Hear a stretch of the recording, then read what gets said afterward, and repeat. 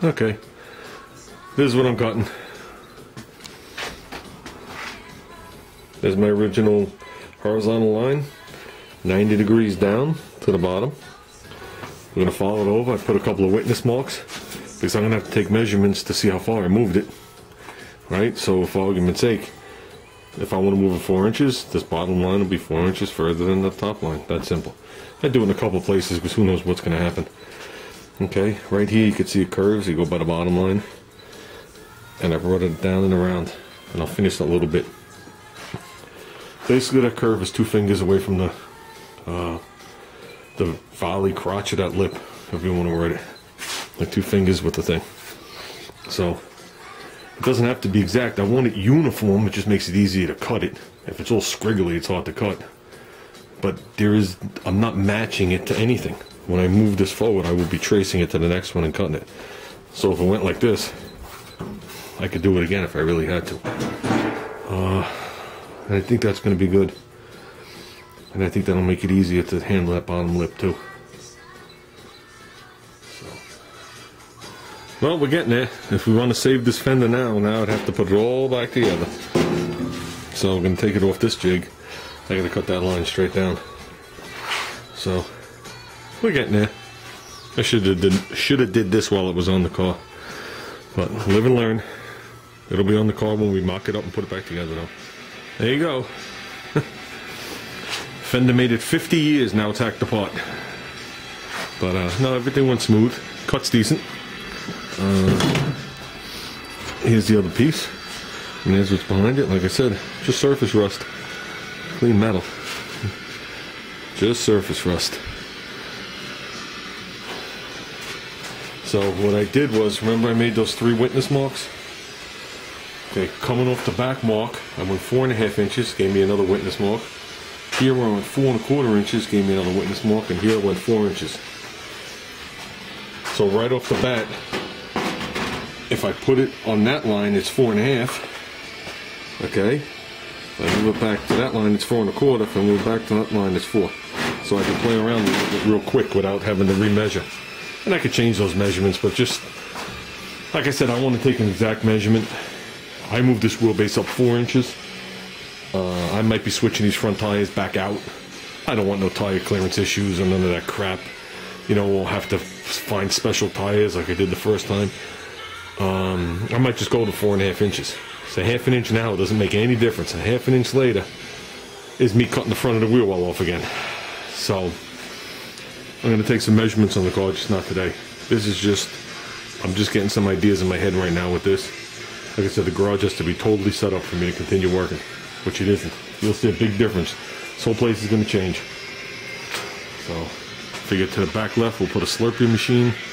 Maybe in the back right, we'll have Junior making me some bacon. And over here, we'll do the Lonely Fender. So, I'm going to, I'm going to attach this on there. Let's see how it looks. Get some ideas. There's my first test fit. And if you look quick, it appears like I only moved it this far. But you got to add all that to it too. Okay, I laid it up on the 4.5 inch mark. Okay, put my cut to my cut.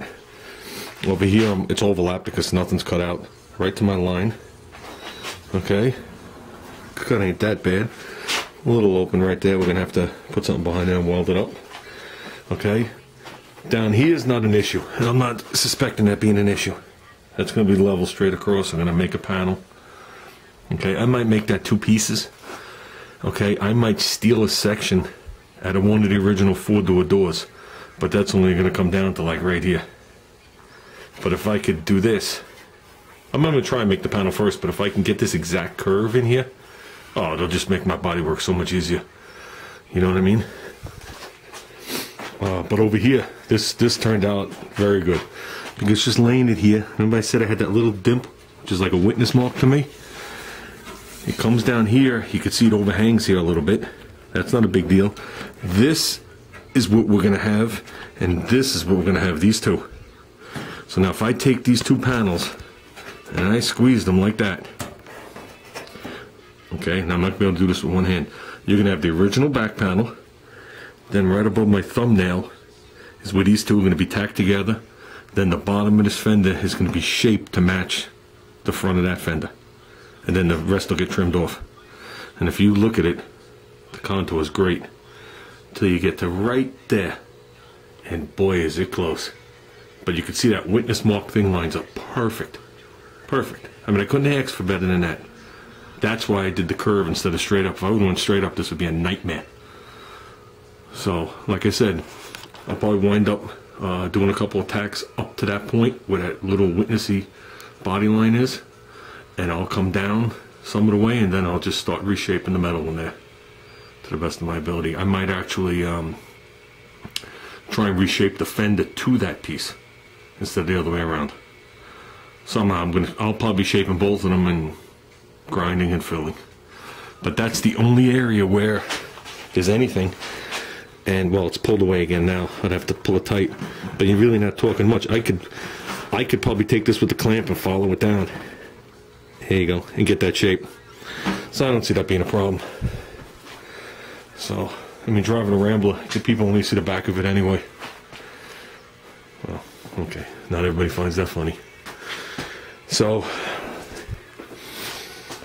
I don't know if this is what you guys expected, but this is what they did. This is what they did. Now you gotta understand, people call my car a gasser. It's not a gasser. It's an altered wheelbase car. I altered the wheelbase, front and rear. Well, pretty much the front. The back is slid up on the pin, only a ½ an inch. But the front is altered 4 inches to put the weight towards the rear wheels. So, when I dig out that other fender with the front cut off, like this, I'll show you how they used to do it. And it just doesn't look good.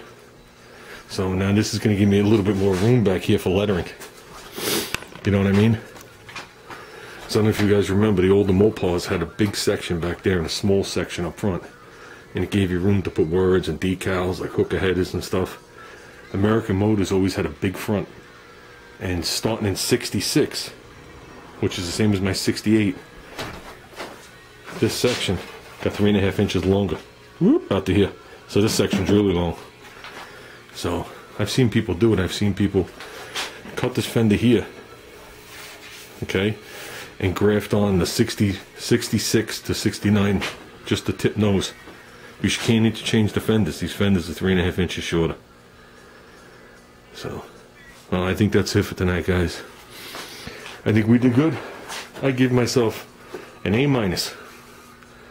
So, nobody's perfect. So I can't get an A+. Maybe next time.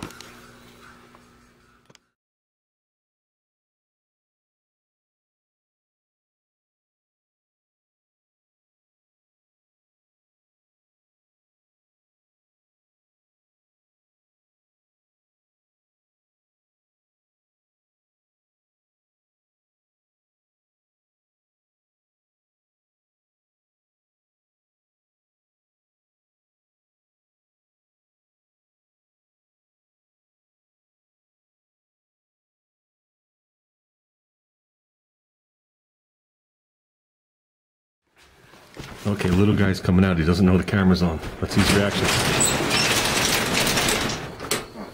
I was just working on the fender. What fender? Hey, what fender? For the what? big white thing over there. For what? The Wagon. What are you doing now? I'm moving the wheel forward 4 inches. What is that? The whole thing. So I cut the fender and I slid it forward 4 inches. Why are you doing that? So the tire fits in there right. I don't know if that's bottom cut off. But now what are you going to fit this with? I think a couple of pictures of you would be nice. Oh, thanks. And to make a patch. What did I do so far?